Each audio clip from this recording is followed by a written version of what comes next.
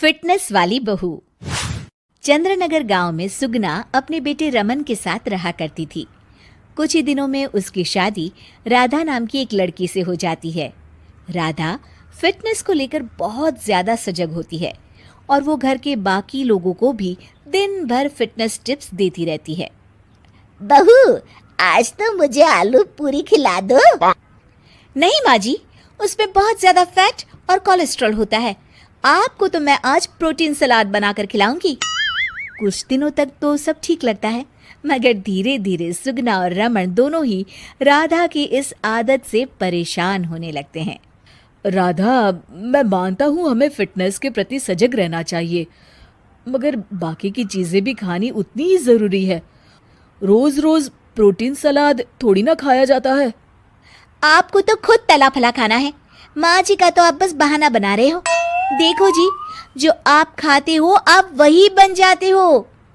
अरे मुझे ये सब ज्ञान मत दो राधा, मैं बस ये कहने की कोशिश कर रहा हूँ कि हर चीज खानी जरूरी होती है। तेल और घी भी खाना जरूरी होता है एक मात्रा में। खैर, तुम नहीं समझोगी। कुछ दिनों बाद तीज आने वाली होती है और सुगना अपने दोस्तों के लिए तीज पार्टी रखती है।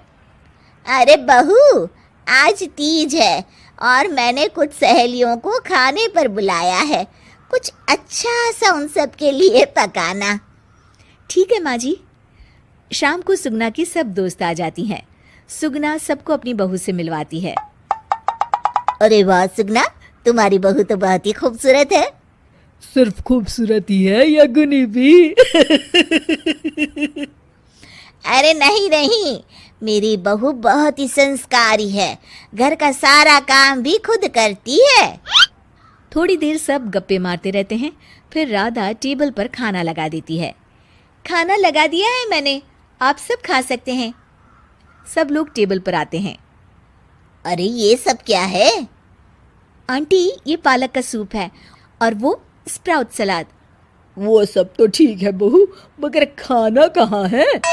आंटी, यही खाना है, इससे हेल्थ भी बनी रहेगी और आप सबकी उम्र में तो यही खाना ठीक रहता है।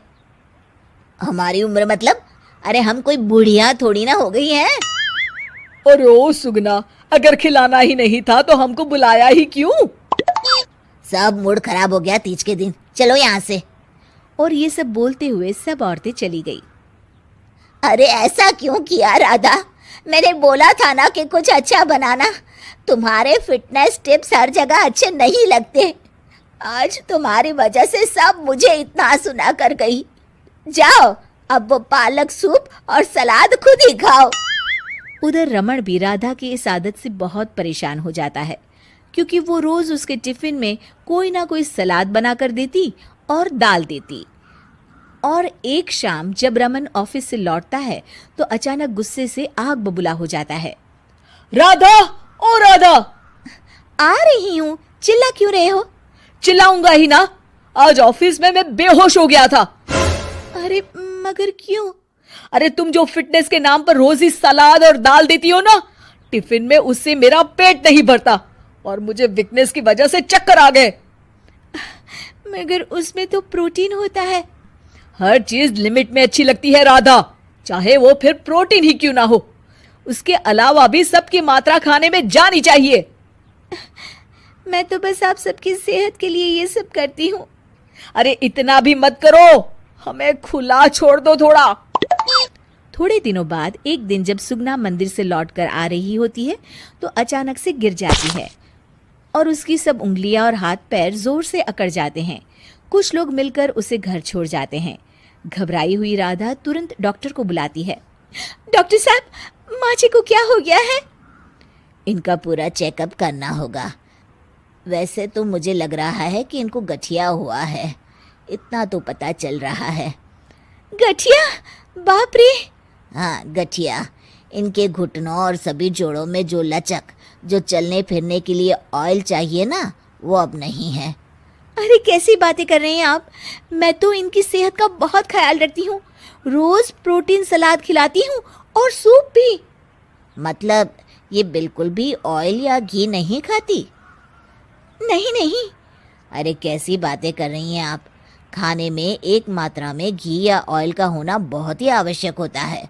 अगर वो पेट में नहीं जाएगा तो जोड़ों में जो ग्रीस होता है वो खत्म हो जाता है। ओह, ऐसा क्या डॉक्टर? माँ जी ठीक तो हो जाएंगी ना? हाँ हाँ, हो जाएगी। थोड़ी देर बाद रमन भी ऑफिस से आ जाता है।